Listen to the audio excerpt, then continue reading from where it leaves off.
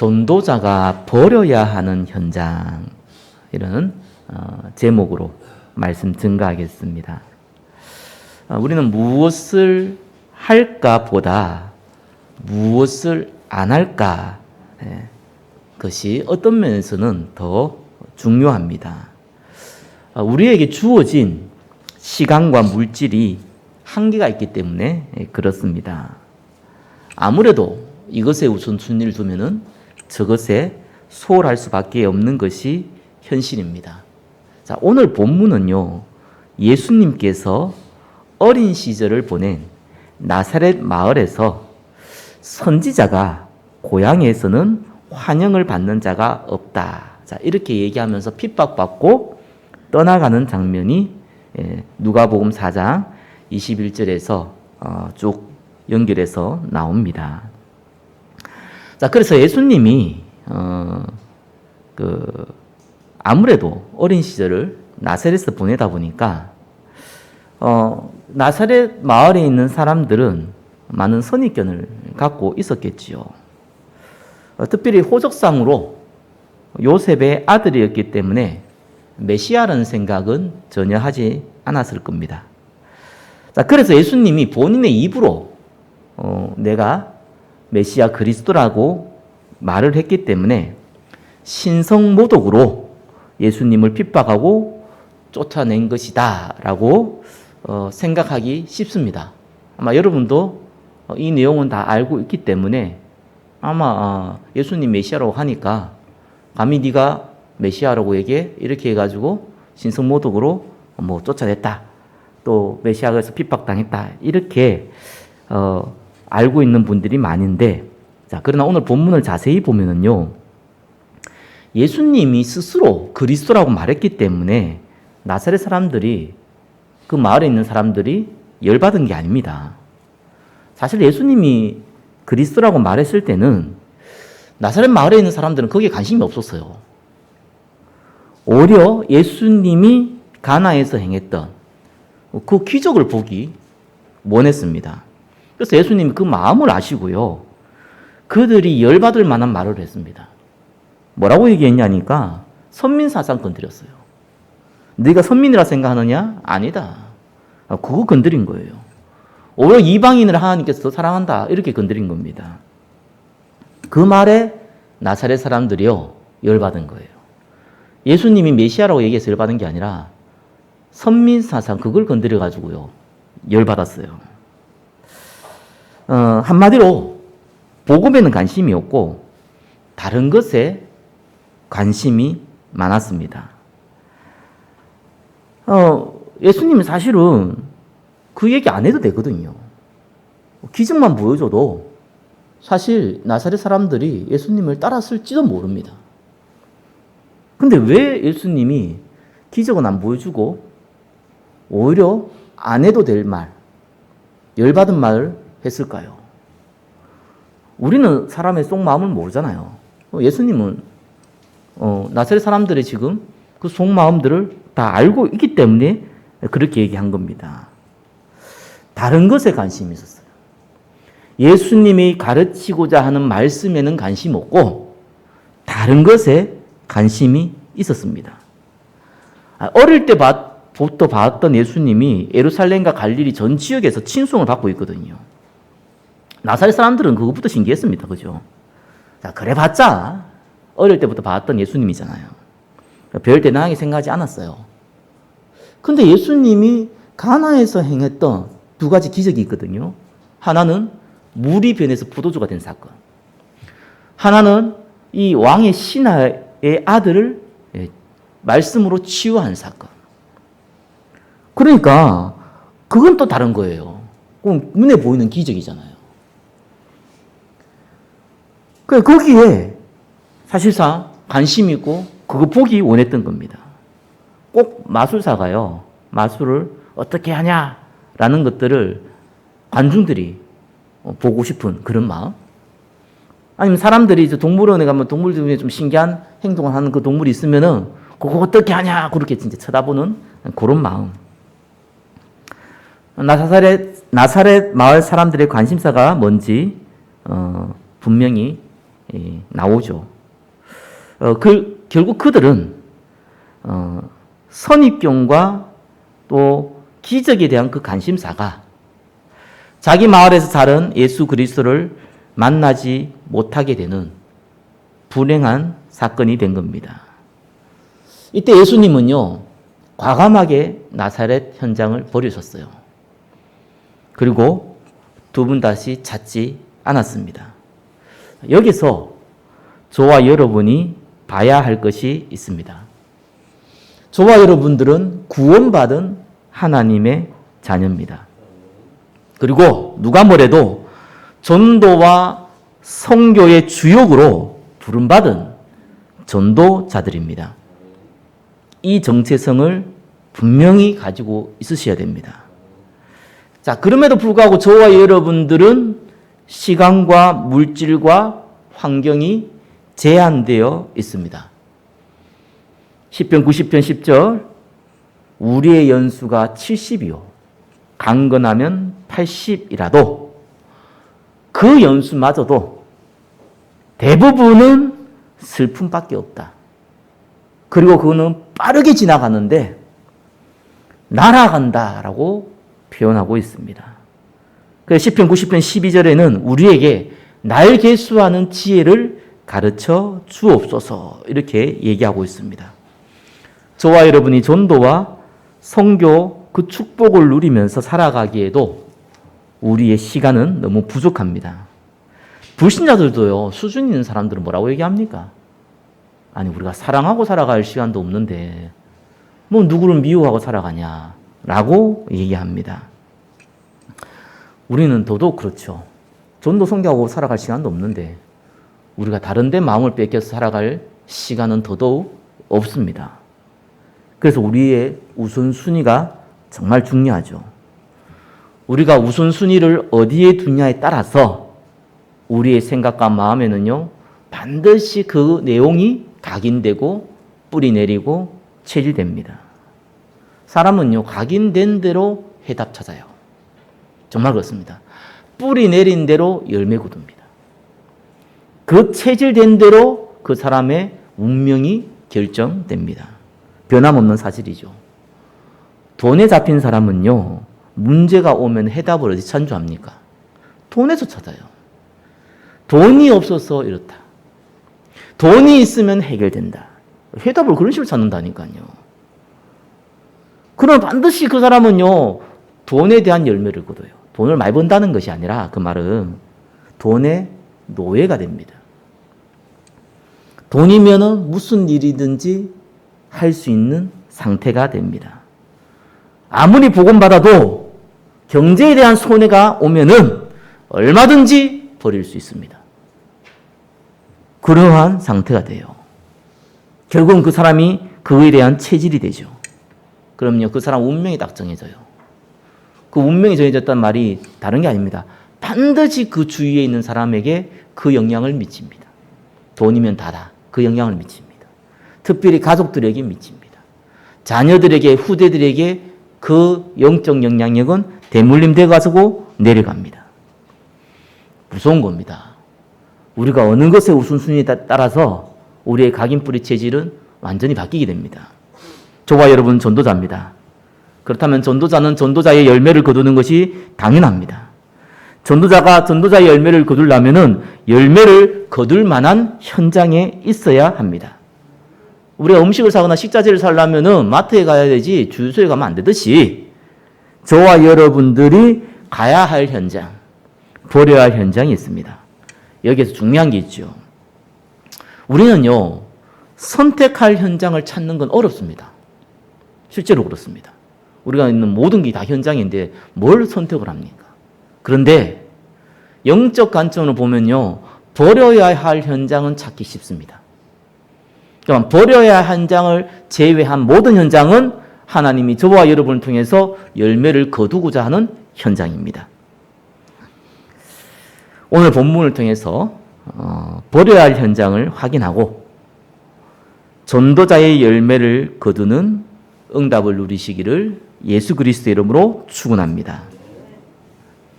말이 조금 어려울 수 있는데 자, 우리 본문 보면서 하나씩 우리가 인도받겠습니다. 첫 번째입니다. 고향에서 환영받지 못한 그리스도입니다. 누가복음 4장 15절에 여러 회당에서 가르치며 무사람에게 친송을 받았다. 성경은 그렇게 나와 있습니다. 예수님이 예루살렘에서 행한 일, 또 세례 요한이 예수님을 보고 메시아라고 증거했죠.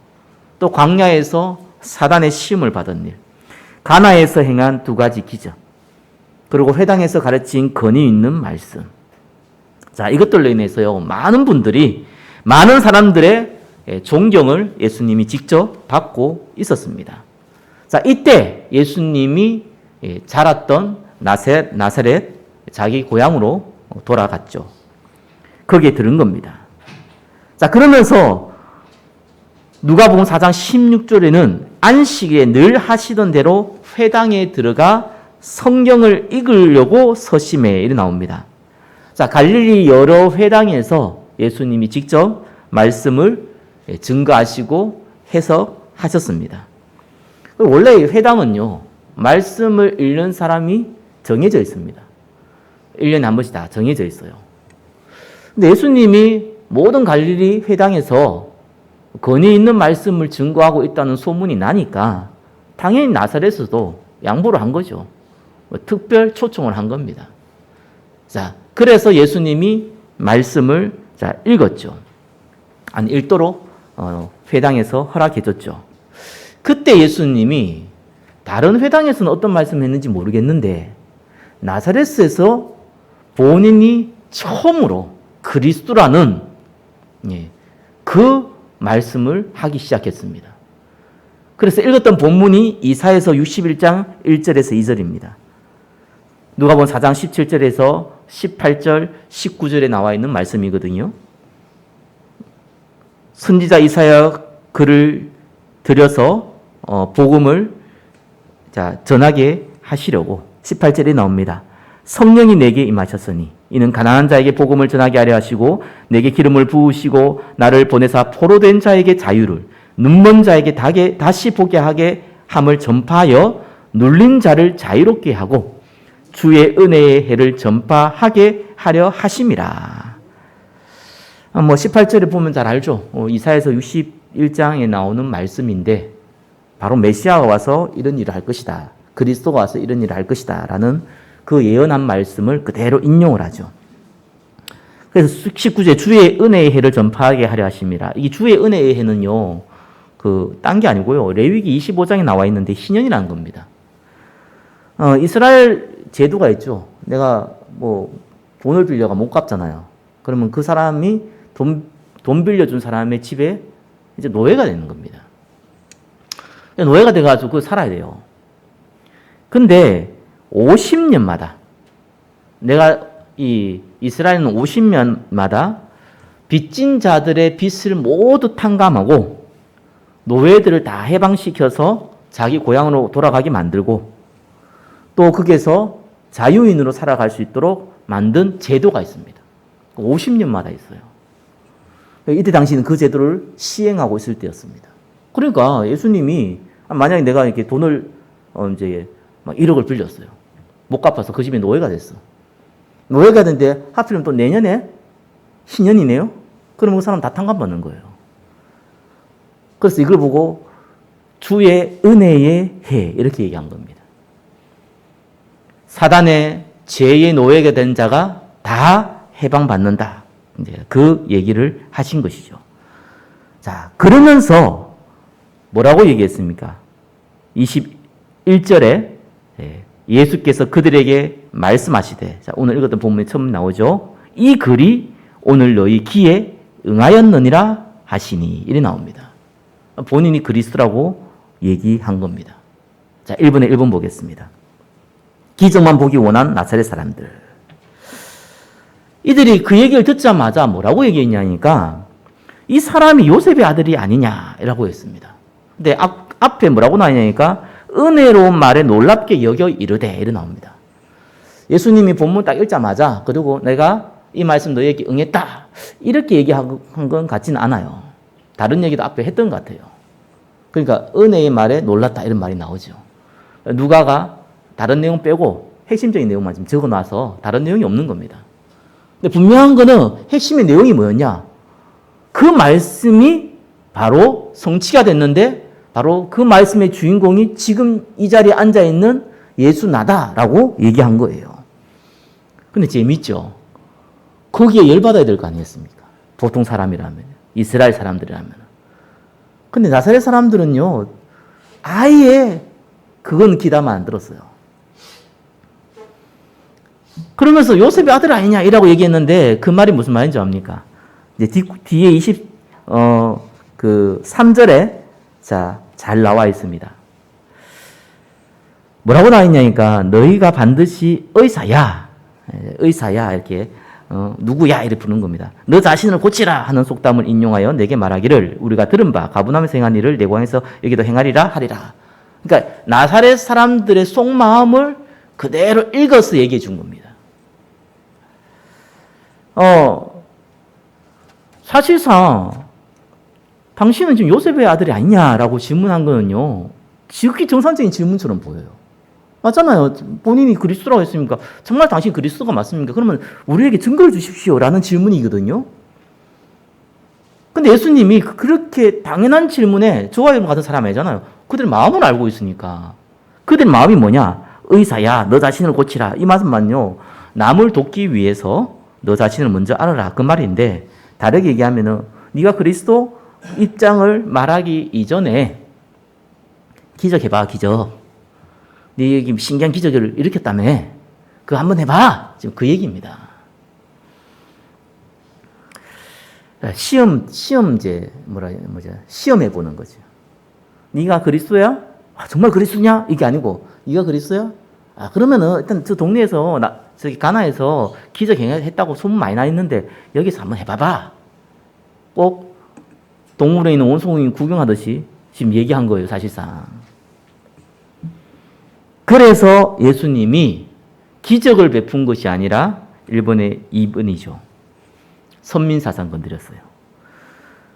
누가복음 4장 25절에서 27절 얘기는 뭐냐니까 엘리야 시대 때 가뭄이 3년 동안 일어났잖아요. 모든 사람 고통받았습니다. 근데 아무래도 그때 당시 일을 할 수 없었던 과부, 그 다음에 고아들요. 그들은 더 큰 고통 당했어요.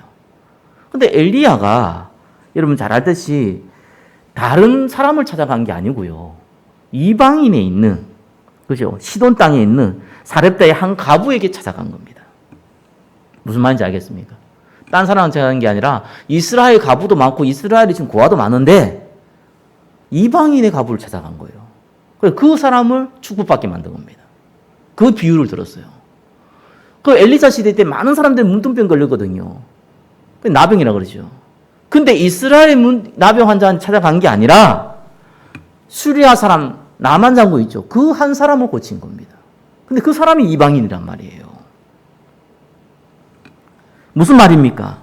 너희가 선민이라고 생각하냐? 아니다. 오히려 하나님은 이방인에게 먼저 은혜를 베풀었다. 하나님이 이 복음, 이 성경을 모든 사람에게 증거되기를 원한다라고 얘기한 겁니다. 이 말에 나사렛 사람들이 열받은 겁니다. 그래서 누가복음 4장 우리 24절, 28절, 29절을 보니까요. 물론 예수님이 23절에 선지자가 고향에서 환영을 받는 자가 없다라고 미리 얘기했죠. 그러면서 예수님이 배척을 당하는데 어떻게 배척을 당했냐? 이 나사렛 사람들 예수님을 끌고 어디로 갔냐니까요. 낭떠러지로 갔어요. 절벽 쪽으로. 그래서 거기서 밀쳐 때리려고 했다고 나옵니다. 이게 그냥 한 일이 아니고 유대 전통 사상에 유대의 사상을 반역하는 유대인에게 처벌하는 형벌입니다. 이게. 그 절벽에 가서 떨어뜨리는 것이 유대인에도 불구하고 유대인의 법규를 무시한다거나 거기서 반역을 한다거나 그게 틀렸다고 얘기하는 사람을 끌고 가가지고 낭떠러지에 떨어뜨려요. 그거를 행하려고 했던 겁니다.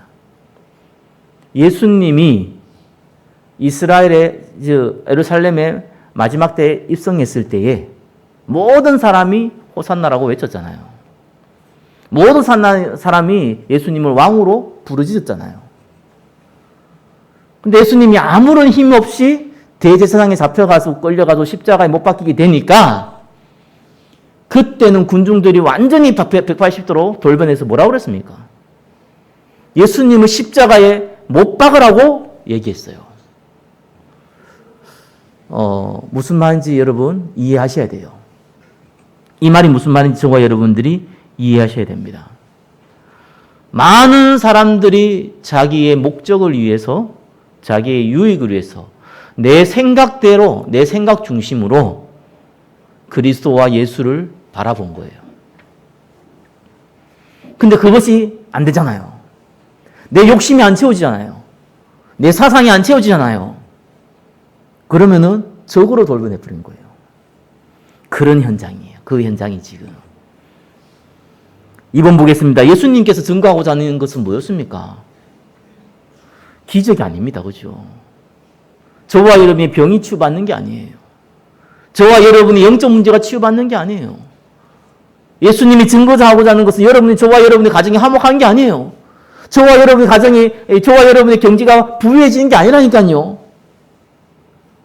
복음입니다. 믿음의 결국 영혼의 구원입니다. 죄와 사망과 흑암의 권세에서 완전히 해방시켜 주신 그리스도입니다. 그 복음을 증거하기 원했어요. 그거를 듣기 싫어하는 거예요. 거기에는 관심이 없는 현장. 그죠? 거기에는 전혀 생각이 없는 현장. 그 현장이 나사렛 현장이었습니다. 그래서 예수님이요. 뭐라고 그럽니까? 아예 버려버렸어요. 우리는 그리스도의 언약의 복음을 받아들인 사람입니다. 저는 현장에 전도해보거나 예수 믿는 사람들 만나보거나 또 목사님들 만나보거나 중직자들 만나보면은요, 어떤 생각이 딱 드냐니까 은혜 받았다라는 말이 뭔 말인지 이해가 되더라고요. 진짜. 아니 뭐 불신자를 만나면 또 다르잖아요. 원래 뭐 복음 모르고 있고 관심 없는 사람이잖아요. 근데 예수 믿는 사람들 만나면, 나름대로 좀 중직자라고 만나면, 나름대로 좀 교육자라고 만나보면은, 어떤 사람, 은혜 받은 사람이구나. 저 사람은, 은혜 받지 못한 사람이구나. 이게 오늘날요, 구분이 되어져요. 저는 옛날에 은혜 받은 사람 어떤 사람이냐니까 눈 좀 이렇게 반쯤 풀리고요, 이렇게 하고, 그죠. 그래서 뭐 말도 이렇게 겸손하게 얘기하고, 몸도 막 이러고, 나 이런 사람이 은혜 받은 사람인 줄 알았어요. 그 사람 체질이고, 은혜 받은 전혀 상관없더라고요. 은혜 받은 사람은 복음 얘기하면 기뻐해요. 신기하더라니까요. 그래서 정말 하나님 사랑해요. 이런 게 느껴져요. 은혜 안 받은 사람은 판단을 하더라고요. 이건 잘못됐고 저건 잘못됐고 이건 이래야 되고 저건 저래야 되고, 그렇구나. 저것 때문에 이래 된 일이 벌어졌고 요것 때문에 저런 일이 벌어졌고 이렇게 얘기해야 돼요. 물론 그게 틀렸다는 얘기가 아니에요. 맞는 말이 있거든요. 근데 얘기가 그 얘기예요, 주로. 아마 성경에 대해서, 교회에 대해서 뭐 얘기하면 주로 얘기가 뭐 그 얘기예요. 근데 그 내용이 틀리지 않았다니까 맞는 얘기를 하고 있더라니까요. 맞는 얘기인데 거기 필요 없는 얘기. 쓸데없는 얘기, 사실상 그거예요. 거기에 관심이 많다는 게 보여지더라고요. 그래서 참 똑똑한 분인데, 참 겸손한 분인데, 참 깨끗한 분인데, 관심이 없구나. 이런 게 느껴지고요. 좀 사람 좀 모질하게 보이기도 하고, 좀 거만해 보이기도 하고, 좀 사람이 좀 이렇게 이 얼렁뚱땅 같기도 한데, 복음 사랑하는 사람도 있다니까요. 보면, 그래서 이 사람들 보고 은혜 받은 사람이라 그런 거구나. 뭐든지 돈 이런 사람 있더라니까요. 정말 돈을 좋아해서 했냐, 잘 모르겠는데 아무튼 돈 해요. 정말 돈 하냐 그런 게 아니고 돈 얘기 안 하죠. 근데 뉘앙스가 다 돈이야. 뉘앙스가 다 성공이야. 그죠? 뉘앙스가 다 자기 중심이에요. 그래서 알 수 있잖아요. 솔직히 자기 눈에 들불 못 보더라도 남의 티끌은 좀 보잖아요. 저와 여러분들이. 그래서 상대도 나를 그래 볼 수 있잖아요, 당연히. 복음에 관심 없는 사람들은 참 은혜 못 받은 사람이죠. 그리스도만 강조하는데 그게 너무 기쁘다. 은혜 받은 사람이에요. 맨날 그 얘기가 그 얘기지 맨날 이런 사람이 있어요. 은혜 못 받은 사람이에요. 여러분 좀 속으로 찔릴 수 있잖아요. 나 은혜 못 받았다 이래 찔릴 수 있잖아요. 예. 찔리는 것 자체가 은혜 받은 사람입니다. 그런 얘기 하더라고요. 설교할 때 진짜 그냥 하면 된다. 내가 이 얘기하면 저 사람이 좀 찔리지 않을까? 전혀 안 그렇다. 왜? 그 사람은 아무리 그런 얘기 안 해도 찔리고 서운해하고 섭섭해한다. 반대로 네가 아무리 그 사람이 좀 섭섭할 수 있는 얘기라도 하나님 말씀이라고 얘기하면은 그 사람 그거 못 듣는다. 이런 얘기 하더라고요. 그래서 난 그 말을 처음에 이해 못 했어요. 제가 시간이 지나면서 이해가 됐어요. 아, 그렇구나. 들을 귀 있는 자, 들을 귀 없는 자. 이 말이 무슨 말인지 이해되더라고요. 저와 여러분이 이 자리에 앉아 있는 것 자체가요. 복음을 사랑했기 때문에 그렇습니다. 예, 복음을 사랑하고 있기 때문에 그렇습니다. 복음을 사랑할 것이기 때문에 그렇습니다. 하나님의 은혜입니다. 사실 못 들어요, 진짜. 신기한 게 너무 못 들어요. 종교인들이 진짜 못 들어요. 그래서 다 수단 방법 생각하고 뭐 성공 뭐 이런 거 생각하지 전혀 구원과 전도와 선교와 생명의 역사와 성경적인 방법 전혀 못 알아듣습니다. 두 번째입니다. 2번에 2번이죠. 그리고 나사렛 사람들이 못 알아듣지만 알려줬어요. 또 성경에 기록되고 우리가 알아들으라고. 뭘요? 종교벌이라는 거예요. 이스라엘의 종교가 뭡니까? 선민사상. 이게 종교예요, 사실상. 그래서 우리는 교회 밖의 종교, 불교, 천주교심 그 얘기하는 게 아닙니다. 교회 안의 종교가 무서워요. 율법주의. 복음 가지고 있는데 그 비슷하게 나온 거 있죠. 이렇게 해야 된다, 저렇게 해야 된다. 규모는 중요합니다. 여러분 인생 살아갈 때 규모가 있고 없는 건 차이가 많습니다. 그죠? 그냥 그거를 강조한다. 율법주의라 그러죠. 신비주의, 여러분 기도하고 하면 기도가 아니랍니까? 나는 기도 많이 처음 했거든요. 그죠? 근데 그거를 강조한다? 신비주의라고 그러는 거예요. 아니, 우리가 연약하더라도 우리보다 더 연약한 사람이 있으면 도와줘야 되고, 우리가 물질이 부족하더라도 우리가 선교해야 되고, 그거 당연한 거 아니겠습니까? 그죠? 문제는 그걸 강조한다? 네, 박애주의라고 한 겁니다. 그죠? 복음 외에 강조하는 그 모든 걸 보고 종교라고 하는 겁니다. 이스라엘이 복음을 먼저 받았잖아요. 그래서 어떤 면에서 저와 여러분들이 영적인 선민이에요. 택한 백성이잖아요. 맞는 얘기예요. 그죠? 이스라엘 복음을 먼저 받았기 때문에 선민이라는 생각 갖고 있는 건 당연한 거예요. 근데 선민의 의미가 뭡니까? 내가 다른 사람보다 대단한 게 아니잖아요. 먼저 은혜 받은 거예요. 아니, 거지가 먹을 것이 없는데 공짜로 주는 먹을 것을 찾아가가지고 다른 거지한테 야, 저기 가면 공짜로 먹을 수 있다 라고 얘기하는 그 사람이 선민이란 말이에요. 스스로가 대단한 게 아니라 먼저 은혜 받은 사람이에요. 먼저 복음 받은 사람이에요. 근데 이스라엘의 선민이 어떤 거였습니까? 우리는 대단하고 저거는 거지 같고 저거는 지옥의 땔감이고 그렇게 생각한 겁니다. 그게 그들의 종교였어요. 그래서 복음 같은데 복음 비슷한 거 있어요. 율법 신비 박애 강조한 게 그게 복음이 맞는데 그 그리스도 얘기하는데 예수는 모든 그리스도는 모든 문제 해결자라 얘기하는데 실제로 강조는 딴 거 하고 있다니까요. 그걸 보고 우리는 종교라고 얘기하는 겁니다. 그래서 못 알아듣지만 알려준 거예요. 그러면서 실제적으로 엘리사를 들면서 이방인에게 복음 전해야 된다. 세계 선교해야 된다. 이번에 3번이죠. 그 말씀 하신 겁니다. 그리스도께서 나사렛 그 말에서 강조한 것이 바로 세 가지입니다. 복음. 그죠? 종교 버려라.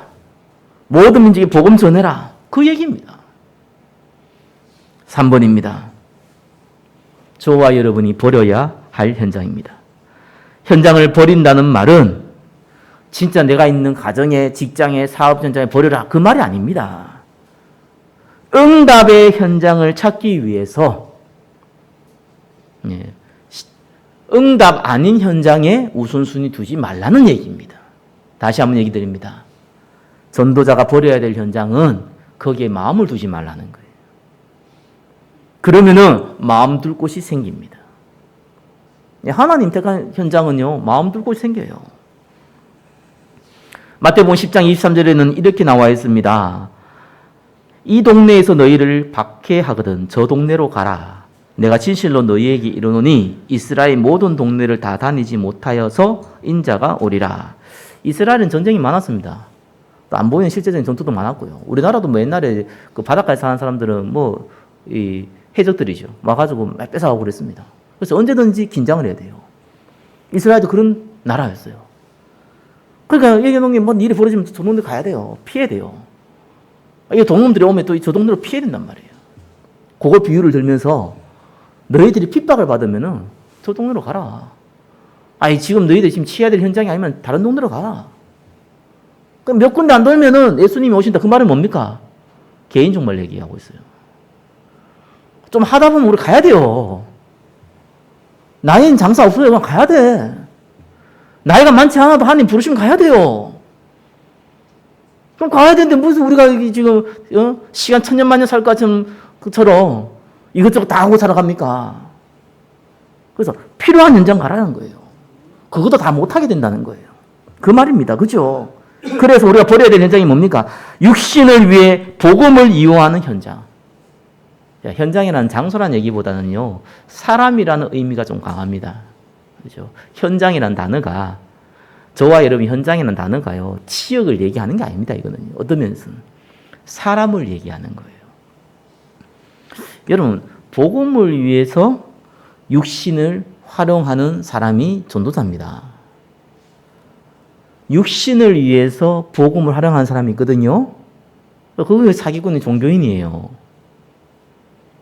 그래서 왜 기복주의가 종교라고 그럽니까? 하나님의 능력을 활용해서 내 욕심 채우겠다는 거잖아요. 건강과 경제와 성공과 가정의 화목과 내 미래의 안락을 위해서 활용하겠다는 거예요. 그래서 모든 종교가 특징이 뭡니까? 내 나라는 거잖아요. 불교 가서 뭡니까? 내 나라는 거예요. 천주교 가서 뭐는가? 내 나라는 거예요. 내 필요한 거 채워달라는 거예요. 그겁니다. 모든 종교의 공통점이 내 나라는 거예요. 내가 필요한 거. 하나님이 주고자 하는 게 아니라 내 욕심을 채우는 거. 그거거든요. 성도들 가운데 그런 분들 많고요. 그리고 우리 현장에 복음을 전해보면은 이런 사람 많이 있습니다. 그 사람들 어떻게 합니까? 좋은 관계 맺으시면 됩니다. 거기에 뭔 에너지를 씁니까? 거기에 뭔 마음을 둡니까? 그죠? 그 현장이에요. 예수님이 10명의 문둥병 환자가 있어가지고 그들에게 얘기했어요. 가라. 어디 가냐? 제사장한테 가라. 네 몸을 보이고 깨끗한 걸 보이라. 안 나왔는데. 은혜죠. 그 10명의 문둥병 환자들이요. 달려갔어요. 진짜 믿고. 가는 도중에 다 나아붙네요. 할렐루야. 이러면서 다 갚으로서 자기 일을. 끝났잖아요. 왜? 예수님 만나갖고 뭐 살려달라고 얘기했지만 살려줬잖아요. 문둥병 치유해달라고 했으니까 치유해줬잖아요. 끝났어. 그냥 끝. 그 중에 한 명만 돌아왔어요. 예수님께 감사했어요. 예수님을 따라다녔어요. 그래서 예수님 뭐라고 했습니까? 네가 구원받았다 그랬어요. 아니 우리가 예수 믿어가지고 병도 치료받을 수 있고요. 경제도 회복될 수 있고요. 가정도 회복될 수 있고 많은 걸 회복될 수 있잖아요. 당연한 거 아니겠습니까? 그죠? 포인트가 그게 아니라니까요. 우리가 구원받았고 우리의 생명책이 하늘나라에 있고 우리가 전도자로 쓰임받는 것에 우리가 감사해야 됩니다. 그 현장을 가야 돼요. 그래서 예수님이 찾은 10명의 치유한 10명의 문둥병 환자 가운데 한 명을 찾은 겁니다. 그 현장에 마음을 두라는 거예요. 육신을 위해서 복음을 이용한 현장은 과감하게 해요. 버려세요. 버린다는 건 쌩깐다는 게 아니고 표현도 이상하네. 아무튼 그런 게 아니고 거기에 우선순위 두지 마세요. 두 번째입니다. 복음을 변질하는 현장입니다. 이게 제일 무섭습니다. 신비주의, 박애주의 이 제일 무서워요. 왜냐하면 갈라디아 1장 8절 뭐라고 합니까? 천사라도 저주받는다고 그랬어요. 그런 현장. 거기에 관심 두고 있는 사람. 좋은 관계 맺으시면 돼요. 그죠? 우리는 모든 사람에게 원수를 맺을 필요 없어요. 원수 맺지 마세요. 새날부터 인간관계 때문에 여러분 원수 맺으면 안 돼요. 예, 그냥 좋은 관계 맺으세요. 응? 그러면 되는 거예요. 그럼 되지. 뭐 때문에 우리가 원수 맺습니까? 좋은 관계 맺고 그냥 뭐 좋은 관계 안 될 것 같으면 좀 거리에 띄워주고 그러면 되지. 뭐 그 욕하고 막 미워하고 절대로 그러지 마세요. 왜? 그 사람이 나중에는 제자가 될지 누가 합니까? 그 사람이 나중에 전도자가 될지 누가 합니까? 우리가 하나님 바꾸시는데. 세 번째 뭡니까? 논쟁의 현장. 디모데 후서 2장 23절 어리석고 무식한 변론을 버리라. 이에서 다툼이 나는 줄 알미라. 이런 복음 전하면 절대로 설득하지 마세요. 여러분이 조금 머리가 논리적인 머리라 가지고 상대를 설득시킬 만한 능력이 좀 있다. 그거 손해봅니다. 정말 좀 복음 해가지고 논리로 해가지고 상대를 이렇게 눌러버리는 일이요 꽤 많았거든요. 옛날에. 그 결과 어떤 일이 벌어졌냐. 그 사람은 나를 굉장히 미움의 대상이 됐어요. 제가. 와, 네가 나와 논쟁을 해 이겼구나. 그럼 내가 더 이상 이제는 네 말이 옳다고 내가 인정을 했기 때문에 이제는 내가 예수를 믿겠다라는 사람 눈 뜨고 찾아봐도 없습니다. 오히려 원수됩니다. 그죠? 복음은 선포하는 거예요. 설득시키는 거 아니에요. 선포하는 거예요. 그래서 안 들으면은 그만이에요. 들으면은 그걸 진짜로 들으면은 구원받는 거예요. 그게 복음이거든요. 설득 현장이 아닙니다. 복음은. 그래서 우리는 가족과 친지들 가까운 사람일수록 우리는 설득시키려고 그래요. 네, 그러면 안 돼요. 과감하게 버려야 돼요. 버린다는 게 뭡니까? 우선순위를 안 두고 있으면 돼요. 어느 날 그 사람이요 복음 받으려고 해요. 그럼 그 사람이 우선순위를 두면 돼요. 저와 여러분들이 한 주간 버려야 될 현장, 그거 한번 확인하는 시간 가지시길 바랍니다. 그러면 하나님이요 내가 치해야 될 현장, 그걸 보여주십니다. 다르게 표현하면 버려야 할 사람, 조금 더 정확하게 하면 우선순위를 두지 말아야 될 사람, 그죠? 그걸 좀 딱 정해버리면요 우선순위를 둬야 될 사람을 보게 됩니다. 그래서 예수님이 어디 갔습니까? 다른 지역으로 갔어요.